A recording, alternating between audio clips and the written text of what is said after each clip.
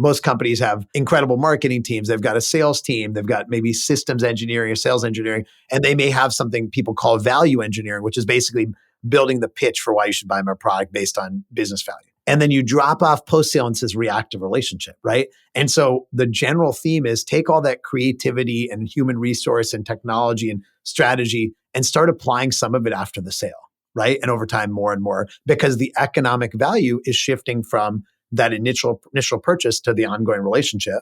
So you may as well adjust your resources accordingly. Welcome to This is Digital, a podcast brought to you by West Monroe. Join us as we talk to leading experts about bringing the digital mindset to your organization.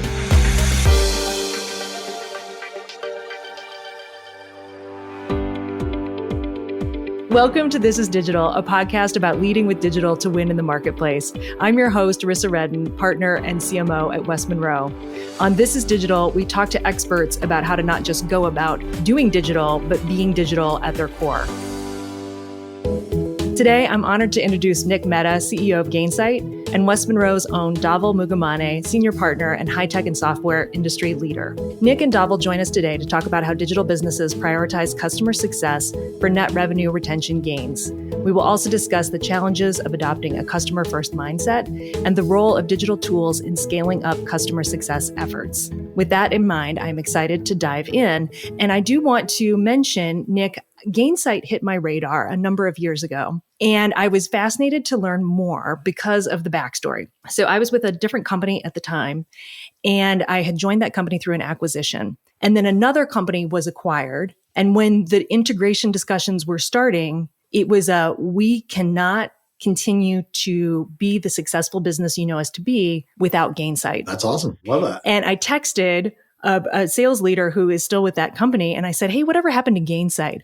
Oh, it's being rolled out across the entire enterprise. And that's often not what happens, right? When you think about an acquisition target, the target often adopts the technologies that the mothership has. Exactly. And Yeah. It was interesting to me that really it was, we cannot do what we need to do. We cannot be the company you want us to be without this technology in place, which to me was such a testament to what you've created. And I'm excited to hear more. But with that said, Nick, would you introduce yourself for our podcast audience and tell us a little bit of your leadership journey? Thank you so much, Rissa. It's awesome to be here. And, Dhaval and I have known each other for a long time. So seen a lot of clients together, excited to learn from you all and also share what we've seen.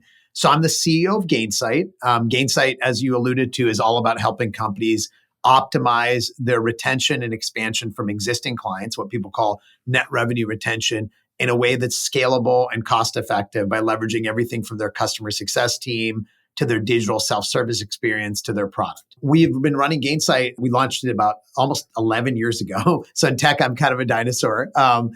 We can talk more about that. But over those 11 years, I've met with thousands and thousands of companies and CEOs and private equity leaders and customer experience leaders to just talk about some of the things we're going to talk about today. Before that, I had a career in enterprise software, and I'd seen that transition from on-premise software to the cloud that really created this impetus for rethinking your post-sale journey.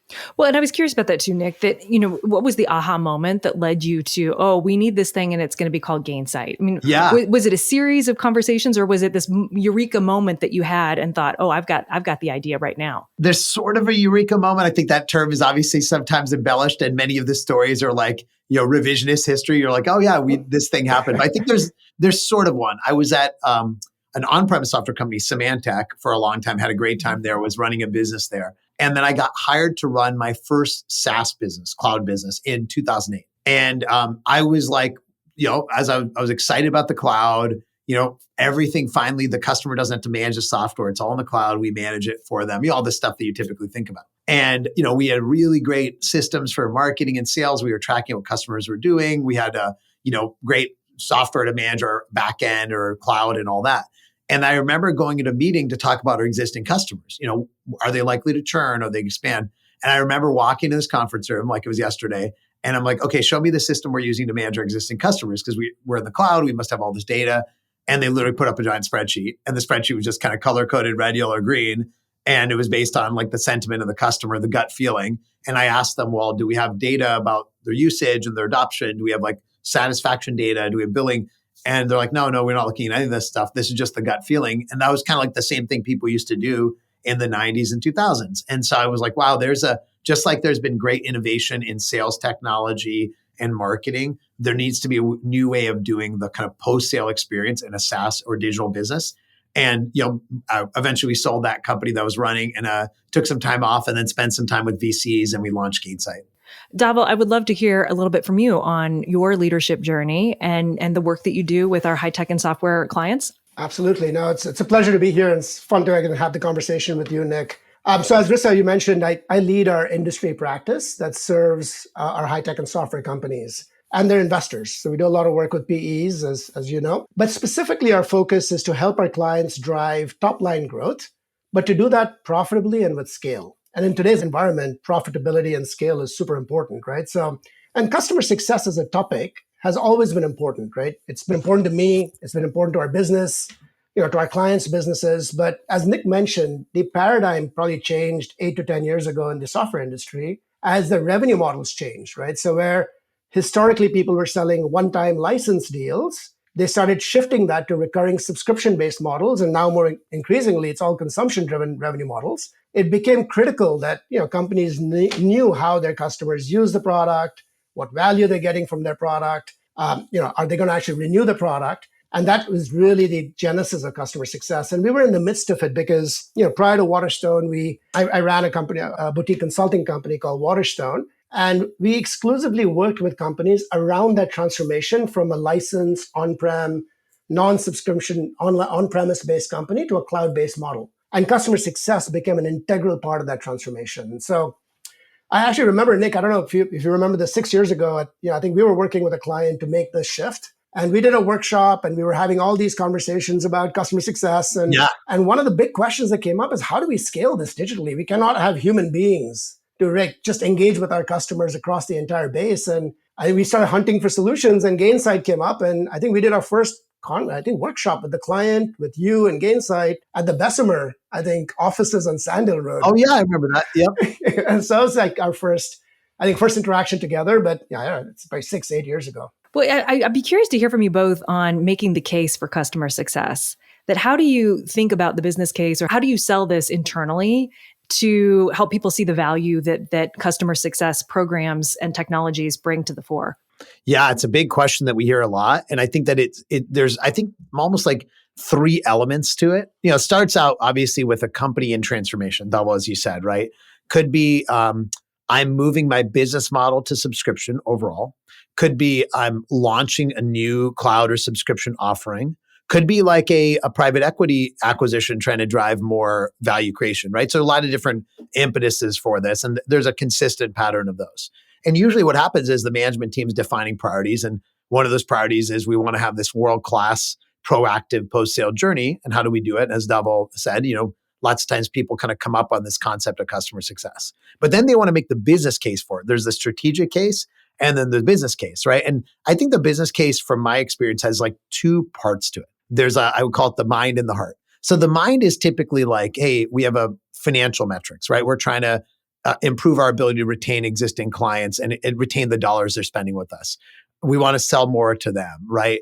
And we want to do it in a scalable, cost-effective way. Those are the 3 that we hear a lot. And so, without throwing an army of people at it, how do I identify customers in this subscription world that might not naturally renew automatically and do the right thing so that they stay with me longer? How do I identify customers and make them so satisfied that they want to buy more from me? And how do I do this in a more automated way, right? That's the sort of the business case from a financial perspective. That's what I'm calling the mind. Are you interested in AI but not sure how to apply it to your business? You are in luck. Our AI experts at West Monroe are launching a new video podcast called This is AI. It won't be like anything else you've seen or heard.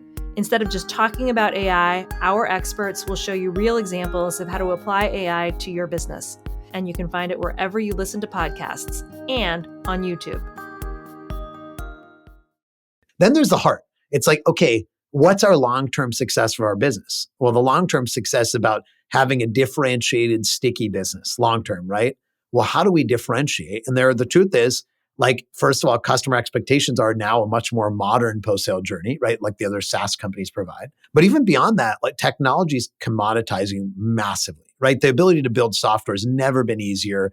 You can use AI to build software now. And so you think about your differentiator as a company, a lot of it is the experience. And a lot, even when our business, we see why do people buy? It's the experience. And so you start thinking, what's our long-term success for our new products or new opportunities? It's the experience. And so to summarize, then you start with the strategic corporate initiative.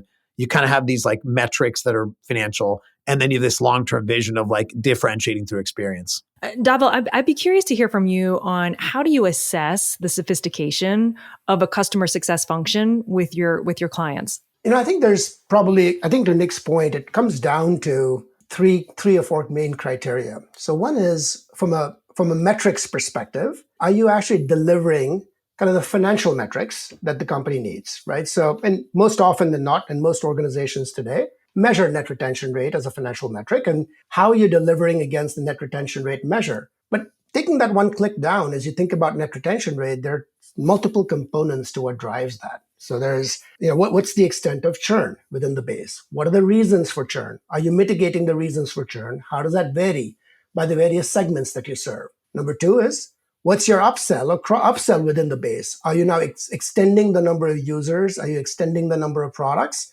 within that customer? And are you able to get more people or more divisions to use your product? There is the element of cross-sell. Are you now able to kind of cross-sell other products within the base? So looking at all of the components of net retention and looking at how you're driving growth and net retention rate across the business. But that's just the top line financial metric. Underneath that, I think there are more predictive, and I would argue that the financial metric is a lagging indicator of how customer success is doing. It's an indication of a problem, perhaps, but the problem has already occurred. So I think the leading indicators is taking it down to more on operational level, which is looking at metrics like usage metrics, looking at metrics like adoption metrics, looking at metrics like sentiment metrics or engagement metrics of customers, to be able to understand, are actually customers getting deployed on your product? Are they using it? Are they getting value from it? Are they actually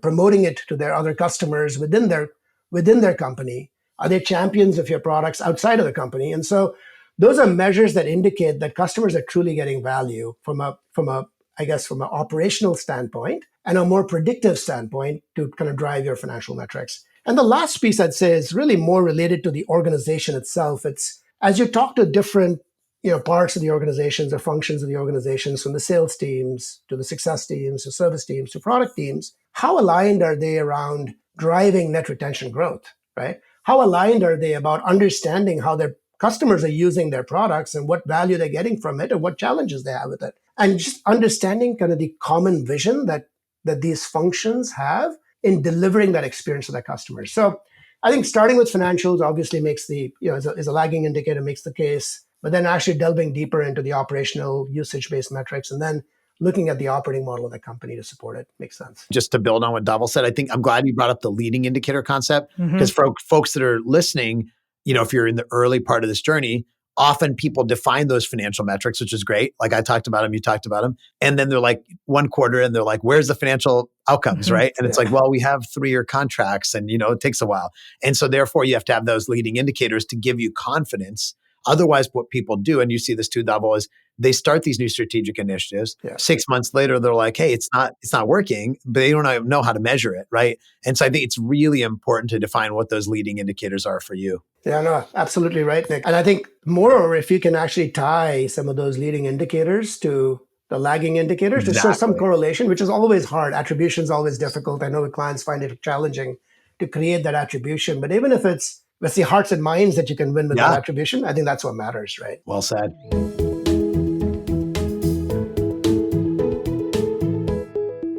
Dhaval, a question for you. I mean, we're talking about high tech and software, but what about this topic is relevant outside of high tech and software and in other industries? I would suspect that there are some things that are unique, maybe based on the subscription model that you were discussing, but what are some things that people outside of high tech and software should be thinking about as they listen to this episode? I know, Nick, we've talked about this in the past as well, but software is becoming ubiquitous across industries, right? So be it an industrial manufacturer, a med device company, or others, they're all trying to leverage their software or data assets to deliver additional value to their company, to their customers, and to monetize those revenue streams, right? So, you think about a large med device companies as an example that sells MRI machines for $100,000 each, but they're typically also trying to sell software to monitor the machines, to maintain the machines, to enable the radiologists to collaborate with each other, to use the data and analytics to facilitate better health outcomes. All these software and data streams are sold as subscriptions. And so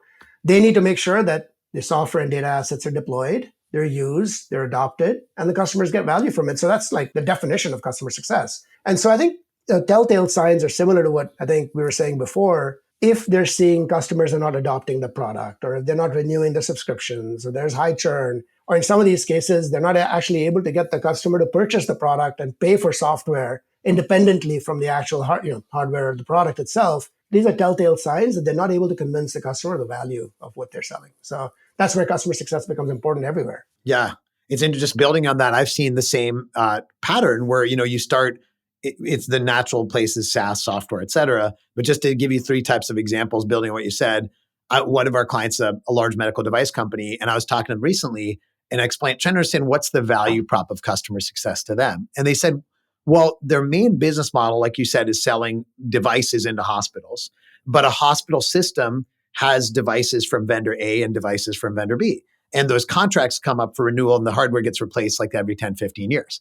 And so one of the things they have to do is show this hospital and hospital system why they should do more with their company than the other vendor out there. And one of the things they were doing, it's pretty cool, is you think about tracking outcomes. They were tracking the patient outcomes from this device by essentially surveying the physicians.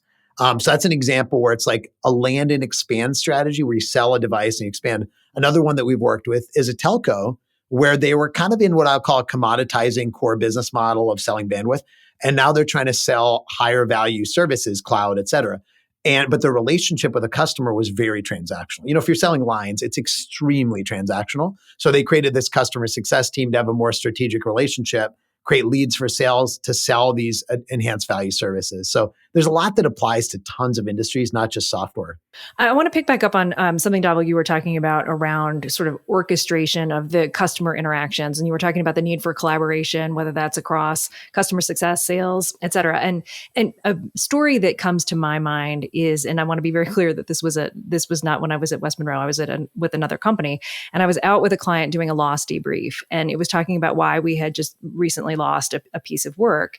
And there was this very interesting, I thought, disconnect between how the company saw the client and how the client saw themselves. And so thought leadership was being sent out based on the SIC code of this client. And the SIC code was retail and consumer, but the client saw themselves as a technology business. Mm. And so it was this idea of, you're not listening to us because we are very clear that we're a technology business, but you see us in a different light. And, how do you navigate some of those pieces and parts? I mean, that was part of the orchestrated journey where it didn't work because, it wasn't aligned around the customer. It was how industry sees maps SIC codes. That, how do you think about orchestration more broadly? Yeah, I can start, and I'm sure Nick can add. I mean, he'll have a lot of perspective on this too. But for me, first and foremost, it really has to start with the customer in mind and at the center, right? So we always work in like silos as an organization, but I think it is important that collectively as an organization, the teams, be it the sales teams, the service teams, the product teams, all align on the journey that they want their customers to go through with their product, right? Specifically for moments that truly matter in that journey. So what is it that they experience from within the product? What is it that they experience around the product? And once the cross-functional teams are aligned, so the marketing, the sales, the service, and the post-sales teams are aligned on the journey and those experiences in those moments, I think it becomes easier to drive initiatives and programs and actions to enable customer success. Now, I think the grease for this to be successful is the metrics, like we talked about. There needs to be a common set of metrics that these organizations and teams all operate under, right? Now, good news is everyone does NRR, but net retention rate. But how do we take that to the next level? How do we make sure that the different functions like sales, service, product, and success are all tied to improving NRR? How are we making investment decisions so that you're actually balancing the investments you're making to acquire a new customer as well as to retain customers. And all of this has to be tied with knowledge of the customer. I think we, as an industry, as a software industry at least, have so much information about a customer, their usage, their engagements. It's just highly under leveraged. And to your point, Chris, I think not leveraging a common SIC code to engage with a customer when you know so much about what that customer does is just, it's completely not acceptable, right? So I think that's the notion. Yeah, it's exactly seeing the same thing. And I think you can almost West Monroe has many of these as well, of these maturity models, right? The process of going through this maturity. And if you just think about it at a zoomed out level, right? Before you implement this type of a proactive model, what do you have? By definition, a reactive model, right? So you have customers calling in, I have a technical issue. Can you come help me with services? And every business has some kind of a reactive model. As you move to these new digital businesses, you decide we have to be proactive. That's the kind of theme of this whole conversation. But there's different phases of that proactivity. I think the first phase is actually, Rissa, sort of what you described, which is we want to proactively engage our clients, right? We want to actually make sure they've deployed our software, engage them. But it is kind of a blanket, like one to many, everyone gets the same thing. There's a journey. Welcome to the software. Have you set it up yet? And it's not bad. It's better than being reactive, right? But as you said, it doesn't align to their needs. Then the next level I see a lot of people do is using things like telemetry to understand, if you're fortunate enough to have like some kind of signal to drive that, proactivity, be a little more nuanced to what they're actually doing. They've used this feature. Here's something else to recommend. But Rissa, to your point, that's still not in the words of the client. And so this is where you get to the next phase, which is an outcomes-based approach. So there's your business's outcomes. So for all the folks listening, your company's trying to achieve, revenue growth, retention, et cetera. But what's the customer's desired outcome? Rissa, in this example, my guess is that customer had some set of outcomes they were trying to buy from your company, your previous company. And they probably articulated to the salesperson and so many people, right? But nobody was kind of collectively capturing that. So what people do now, very concretely, is create this notion of a success plan. And the success plan is this idea in the pre-sale motion, we are identifying what are the client's objectives. Every good salesperson does that. You do discovery, what are your goals, and you kind of map your solution to that. Most people do that really well. Of course, it drops off after the sale. And after the sale, it becomes much more of a technical, operational relationship. Well, what if instead that those goals are captured, then turn into a post-sale success plan where it's like, here's your goals, here's what we're going to go to achieve. We're going to mutually review that once a quarter. Some of the work requires the client, by the way, it's not just the vendor. And that becomes a different elevated conversation tied to their business objectives, not tied to your technology or your product offering. No, that's a great point. I've had a lot of conversations around what value have we delivered and how do you capture that in a way that is meaningful for the client? Yeah. That at the end of the year, if it's a quarterly business review, how are you sharing value that you see that is also meaningful to the client? Yeah. And oftentimes I think value is also in the eye of the beholder. That's right. Understanding that value up front and then tracking against that value through the journey is going to be key. It's not easy because, I think it requires a systematic approach, as Nick was saying, around success planning, success measurement, success communication, but it's critical. A common theme of this whole conversation, I think, is going to be all the energy you put into getting the client. Like, most companies have incredible marketing teams. They've got a sales team. They've got maybe systems engineering or sales engineering, and they may have something people call value engineering, which is basically building the pitch for why you should buy my product based on business value. And then you drop off post-sale and says reactive relationship, right? And so the general theme is take all that creativity and human resource and technology and strategy and start applying some of it after the sale, right? And over time, more and more, because the economic value is shifting from that initial purchase to the ongoing relationship. So you may as well adjust your resources accordingly. I think it's interesting too, just hearkening back to what we were just talking about value means different things to different people. And how do you help people get clear on when I say value, I mean this. When you say value, I think you might mean this other thing. And how do you get really clear with your clients about what is valuable? Dhaval?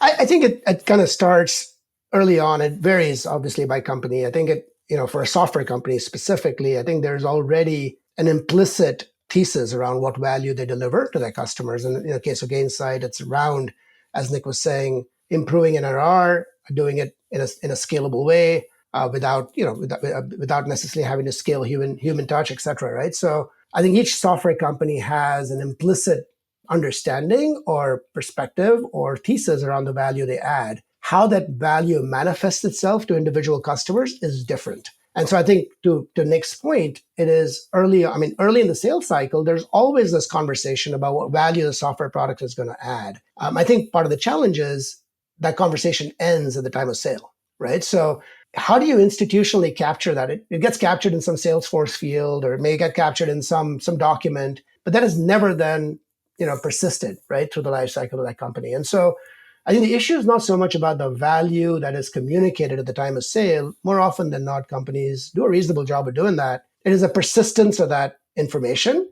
and it's the delivery against that information where I think the challenge mostly resides. And it's not an easy problem to solve always, because to do that across, let's say you have 10,000 customers, it's not always easy to kind of communicate the value, persist that value statement, and then measure and, communicate how you performed against that value statement across the journey. It's not easy to do it at scale, but that's where, technologies like Gainsight or others, right? I think being able to systematically capture that in tools, leverage, technologies like capabilities like Success Plan and technologies like Gainsight to capture and persist that value, and then actually have a motion in place to actually communicate that to the customers. Also, I was just going to add in a couple of things that you said it so well. And I think you talked a lot about operationalizing the value. I'll add on, I think there's two strategic projects to think about. One is, what's your value framework? Because obviously, if every client has if every one of your clients has a different definition of value, you can't scale it, you can't systematize it. So what I see a lot of companies do, and we went through this, is what are, across all your clients, what are the generalized buckets of value? So at Gainsight, we built this whole framework of our value drivers, as Dhaval was mentioning, are retention, expansion, scale. There's 6 of them. And then we actually mapped out what processes you'd implement those and how you'd implement those in Gainsight, our technology. So the first thing I'd recommend is creating a value framework for your business. And this is linking sales, marketing, post-sales, customer success, support all together. Takes work. And frankly, I think this is the kind of thing West Monroe helps clients with, is getting aligned around that. And then the second thing is defining, okay, for this client, how does our value framework map to them? And the thing I would give as some advice there is there's multiple kinds of value. And if I had to put in 3 buckets, there's operational value. So you have working with the stakeholder, you're making their lives easier, you're helping them do more, maybe move up in their career, right? It's like pretty operational. Then there's this like financial value, which is, okay, now that stakeholder wants to talk to their boss about why they should keep working with you. And usually it's the CFO. And the CFO says, well, what's the ROI? And that's what you'd think of as a return on investment model. And then I think maybe the biggest one is, what's the strategic value? So in other words, this company, your customer, has strategic goals on their priority list. What are the 5 things they want to do independent of your software or technology? Just the 5 things they want to do. And how are you mapping to their strategic goals? Every good salesperson knows how to do that. And so I think there's this issue overall of build the framework and then figure how to map it at these different levels in a company so you can make it real to them.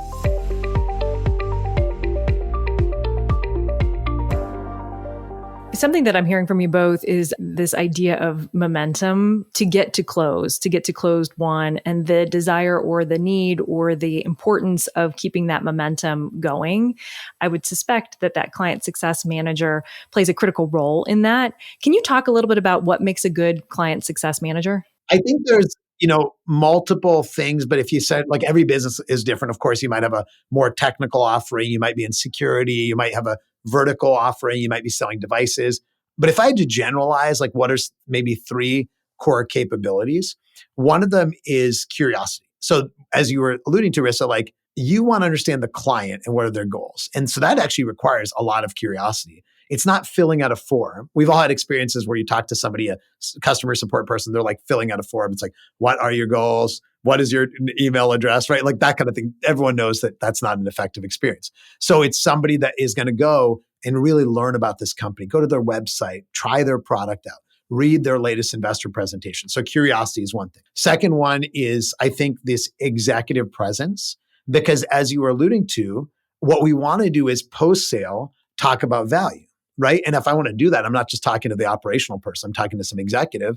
Do I have the presence and the communication skills and the, running a big meeting and navigation, cross-functional alignment, this executive presence. The third one is definitely, from my perspective, grit. So grit, this well-known book by Angela Duckworth, and she defines it as, passion plus perseverance.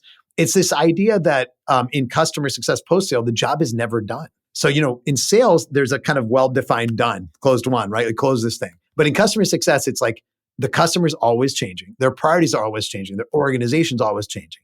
And if you find that maddening, you'll never like the job. If you find it exciting that you always had to change, you'll love the job. But that grit to me is really important. Dhaval, what would you add to that? Completely agree with Nick. And I think the only question and debate we have with our clients sometimes is how technical should a customer success manager be, right? And I think it depends on the product that's being sold, right? So we oftentimes see, and there's two or three models that we see kind of emerge in companies. So if the product is essentially positioned to, let's say, engineering organizations, R&D organizations, it's a technical product in by nature. In order to get credibility with your customers, you need to have that depth of knowledge in the product, right? So I think we're seeing situations in those situations having either domain depth or technical depth becoming an important criteria for that CSM success.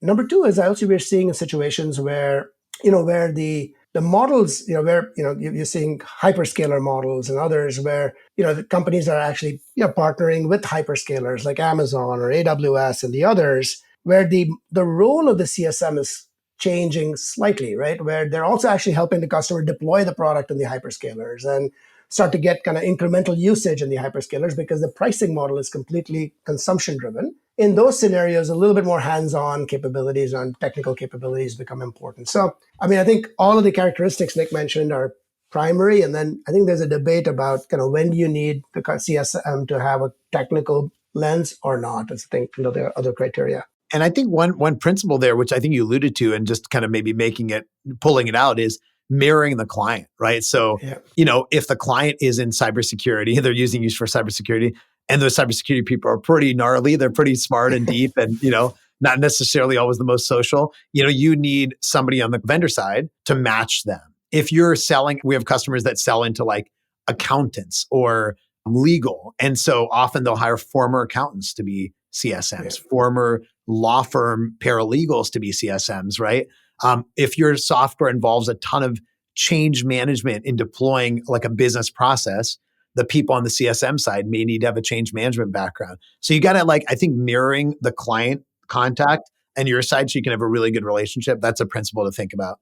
Well, and Nick, it sounds like, being able to speak the language, right? That there are different languages or the vernacular of these different industries, which I think is important because if you use the wrong word, people can write you off, right? You don't get credibility. Exactly. You got to have the credibility. And Nick, you've stated before that the community around a product vendor is a huge part of the value proposition, and that without the community, a product is just another piece of software. Yeah. Could you elaborate a bit on that? Totally. Yeah. This is sort of goes back to this trend that software, and I'd say products in general, because there's folks watching that don't work in software companies, they're super commoditized. There's just so much easier to build everything from software to hardware, and AI is going to make it even easier.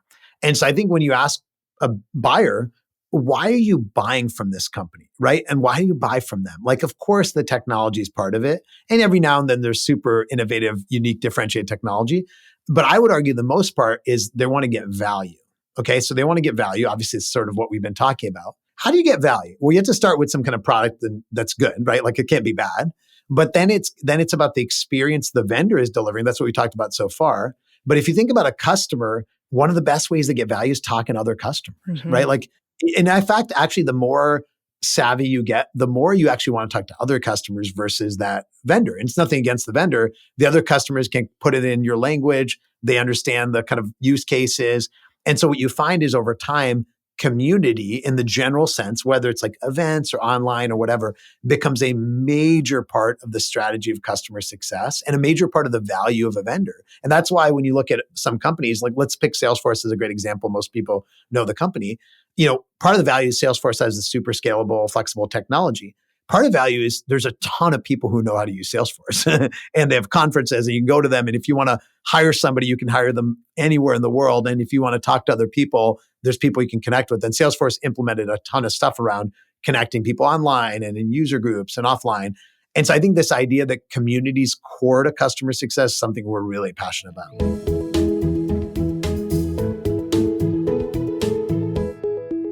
A question for you both. Digital enablement is a moving target. How can companies ensure that they're building a durable business that scales with digital customer success? Honestly, I'd argue that subscription businesses cannot be durable without digital customer success. It's almost like the reverse, right? So, I think that companies need to engage with customers at scale from within their products and from touch points around their products. And it cannot be all human touch, right? It's just not affordable. And so, digital customer engagement is an imperative. I think for it to be durable, it needs to be integrated with the human touch, right? So oftentimes we hear like, oh, I'm going to use digital touch for my lowest spending customers. That's not the way to think about it. I think it's how do you leverage digital touch across your customer base? And what's the level of integration you have with human touch as your customer size increases, right? Or as your customer base, with your more strategic customers versus the customers that are probably spending less with you. And that integration between human and digital touch is going to be critical because it cannot be disparate experiences. And so I think to make it durable, it has to be integrated. So well said. Three things that I think I see people do to make this real in their business. One is remembering that part of the value prop is, of course, being more scalable and durable, like you said, Dhaval. Part of it, though, is the customer wants the option for that, too. And as you said, it's not like small customers want to be digital and big customers want human. There's a lot of big customers maybe who've been working with your company for a while, and they want a more self-service digital experience. It's a funny situation because sometimes your big customers have people at their company that know the product and technology better than the people at your company. Because the people at your company you hired 1 or 2 years ago, and they've been using your stuff for 10 years. And so this kind of weird thing where they get on a call with the CSM and the CSM knows less than they do. And so this idea of like digital access to experts, all that kind of stuff is one big principle. It's not just for your scale, it's for your clients too. The second principle is no matter how big or small a client is, there's a lot of stakeholders, and the bigger client, the more stakeholders. So even if you're a big client and you have a CSM or something working with a client, even with a small ratio of accounts, they're still never going to reach all the stakeholders. And some of those stakeholders, frankly, would never even engage with the vendor in a human meeting type way. Let's say the CEO of the customer or a CIO or whatever. Digital is a great way to engage more personas. The last thing I'd give as advice very practically is, as you said, digital has to be integrated in the journey, and it's got to be multi-channel.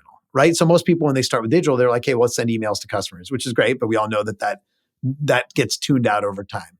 So then over time, what do they add in? They add virtual events, super, super effective. They add self-service like training and education. They add online community. They add in-app technologies. I mean, the list goes on and on and on. But think of all those together as one cohesive program versus what happens a lot of companies is there's the marketing team sends a webinar invite, and the customer success team reach out to do an EBR. And the product team has some kind of like in-app message. There's a training team that says you should sign up for our training. And the client experience is like, what are you all doing is you don't even talk to each other, right? That's something that's got to change. Nick, I want to follow up on something that you were talking about with that. We have spent a lot of time on This is Digital and at West Monroe more broadly around the intersection of physical and digital. Yeah. And an example that comes to my mind is I have a loyalty program with a major hotel chain. And when I show up to the property, I often have communications addressed to Mr. Wow. And then I will go back into my profile and confirm, no, I don't have Mr. in my profile. So why is it not carrying through to my physical experience on site? And I'm curious, how you think about that. What needs to be consistent across digital and physical, and how you think about the integration of those two elements of any program, really. Yeah, it's interesting. I mean, one thing I'd pull on there is there's a human aspect to this, right? So often you can say, oh, there's a customer, like especially if you're selling to a corporate B2B type client, there's a customer, they're a company, you just think of them as like one thing, but obviously there's a lot of humans inside that organization that you're dealing with. And so one of the things people are starting to do is say, there's customer success at a corporate level. Is this company achieving the outcomes they want? And then there's customer success at a human level. And that's where I would say great salespeople do this naturally. They know the person's, birthday or hobbies or, kids' names, right? And how do you institutionalize that in a company? So you can almost think of like, I have the common view of the customer as a company, the common view of the human. And Marissa, that would be like, how do they prefer to be addressed? But also like, what are their personality? How do they want to have a meeting or communicate digitally, right? And this happens, I think, in the consumer world a lot. Do you prefer to be contacted through text or email, right? People are starting to do those things. In the B2B world, starting to think of our customers not just as a company, but a collection of humans, I think is a big opportunity. And Dhaval, anything that you would add about that intersection of the digital and the physical? No, I think Nick said it right.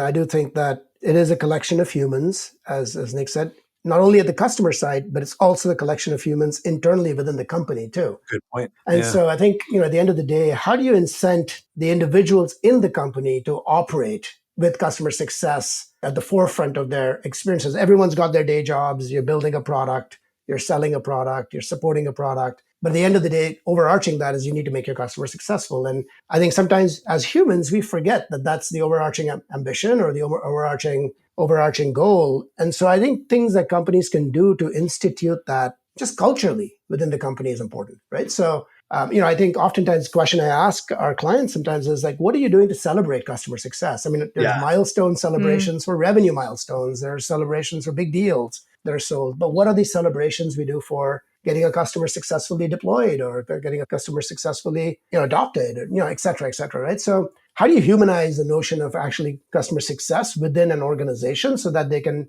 portray that back with their customers? I think is another just orthogonal dimension there. And Dhaval, how do you think, do you have some examples of how your clients are celebrating customer success? I think there are exactly these things. It's like newsletters with, examples of client successes against sales success. I mean, you do both. You celebrate sales success, of course, but newsletters for client success or, just stories, like telling stories about how, clients have been successful and, what outcomes they've achieved as a consequence of using the products and, getting that out there. So, I mean, a lot of this is stories we tell, right? And stories we appreciate, have people participate in, I think your sales kickoffs or those Diamond Club events or whatever it is, right? So how do you actually balance that between just getting new customers, selling big bookings, but also having folks that have actually delivered customer success participate in those events?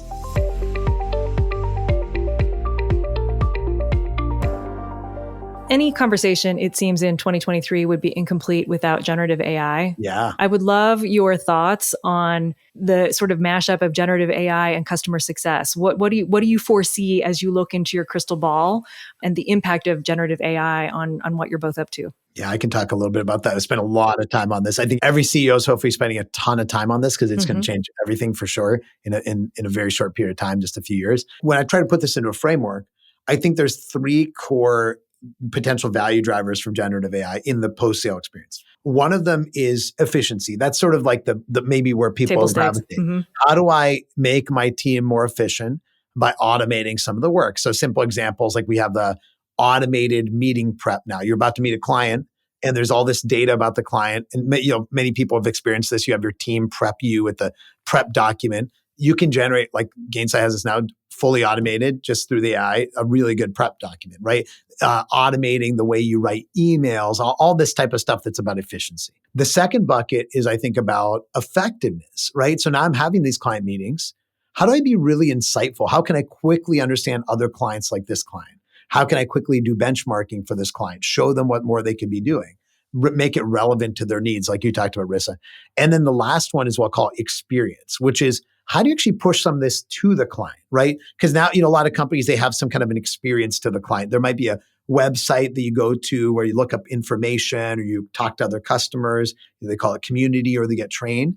And a lot of that can be powered now by things like what ChatGPT does, which is you ask a question and instead of having to navigate all these different resources, it just gives you the answer, right? And so those three things, like the efficiency, which is the low-hanging fruit, the effectiveness, be better in my job, and then the experience, push more of this to the customer. Those are three things we've seen. Dhaval, what would you add to that? The only area, and I don't know, this may be a little bit controversial, or I'm not sure, but Nick, I don't know if this is something you're seeing, but do we think it'll also facilitate more collaboration across the enterprise, right? Because everyone in the future could be working against a common information base, right? Totally. So I think today information and data silos are limiting in the way I think teams approach problems, approach solutions, approach the way they engage with customers. But what if you're able to navigate that information sources in a consistent way to drive common insight? And with that, drive common problems, common solutions in the way they engage. So that might be like number 4 or 5 in the list, but... No, I think it's a huge one. I think one principle underneath that, by the way, everyone can probably relate to is the challenge in general with all this stuff is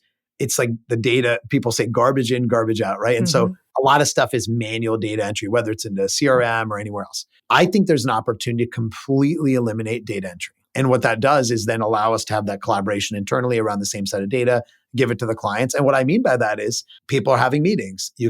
Most meetings get recorded now. You can transcribe them. You can pull the right information out, right?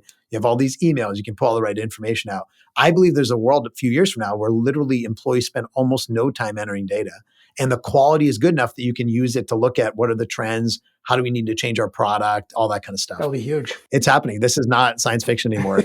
Do you think that there could be a world where customer success is completely automated? Yeah, it's a good question. We talked a lot about that internally. Of course, there's a world in the future where all of us, our jobs are automated. The automated podcast. Not specific to customer success. No, but I think there's a near-term world where the work that's more operational gets automated and the CSM or salesperson has more time to spend on the human side of the relationship, understanding their objectives, understanding their personality. But there's less of like troubleshooting an issue, routing something internally, solving a problem, so I think people will love that because the people in these jobs love that strategic human side. They don't like the data entry. They don't like the troubleshooting, So more of a focus on highest and best use of time. The human side. That's it. Yeah. Until they all become pets. That's exactly right. For a couple years, Dhaval. Yeah. I don't know if you've both read Life 3.0 from Max Tegmark out of MIT. I want to read it. I've heard it's great. It's great. It's one of the scenarios is we do end up being pets. That's Dhaval. Well, I've got a dog and I wouldn't mind having his life. So yes, a good life. My dog's got a great life too. That's right. All right. We are going to go ahead and start to wrap up here. So a question that we like to ask all of our podcast guests is this. It is, what does digital mean to you? And I would love to hear, Nick, your perspective. What does digital mean to you? It's interesting because if I had to summarize what we talked about, digital is a way to scale your business and deliver great experience to your customers. Dhaval, what does digital mean to you? To me, it's about how do you scale my physical self personally, right? So we're all limited with what we can do in our 24 hours, a day, but with the digital capability at our disposal, it magnifies the impact we can have, right? So I'm able to kind of do this without having to fly somewhere. ChatGPT, I used it for creating the first draft of our family trip to Budapest, 2 weeks ago. So, it's just allows us to do more with less. For anybody who would like to stay connected to what you're both up to, do you have a social media platform of choice? Where can people watch to see what you're doing next? Yeah, totally. Follow me on LinkedIn. That's probably where I'm very active. I post a lot of stuff about best practices on these things. So follow me there. Dhaval? LinkedIn for me, yeah. Okay, great. LinkedIn for you both. Well, thank you so much for joining today's episode. It's been my pleasure. Thank you so much, Rissa. That was great. Thank you, Dhaval. Thanks, Nick. Thanks, Rissa. It's been fun. Thanks for listening to This is Digital. If you enjoyed today's show, please follow or subscribe on your preferred podcast app. And don't forget to leave us a review. For more information on This is Digital, visit westmonroe.com/thisisdigital.